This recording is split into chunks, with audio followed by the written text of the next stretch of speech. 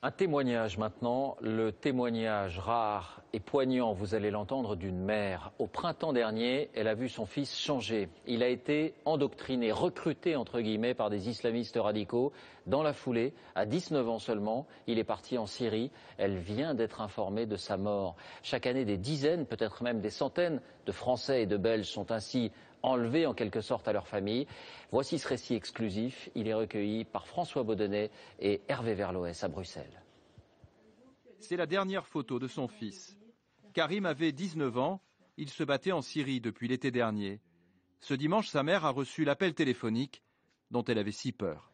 On vous félicite, votre fils est mort en martyr, que Dieu lui ouvre les portes du paradis, et il a raccroché.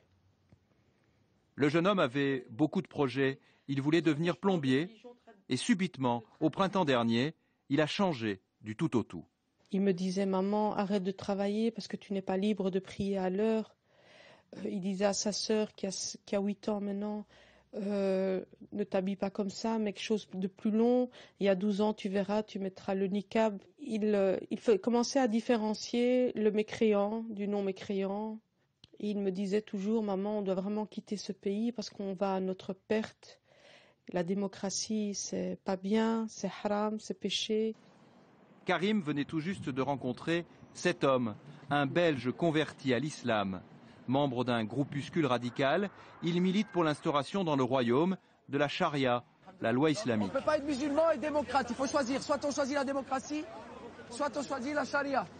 Celui qui se faisait appeler le soumis avait créé une association caritative où il aidait les plus démunis. En fait, une couverture pour enrôler les jeunes musulmans et les faire partir au combat. Moi, je n'ai pas motivé. C'est Allah qui les a motivés parce qu'ils aimaient la justice, ils aimaient la loi d'Allah et c'est Allah qui les a choisis, c'est pas moi. En début de semaine, il a été arrêté par la section antiterroriste de la police belge.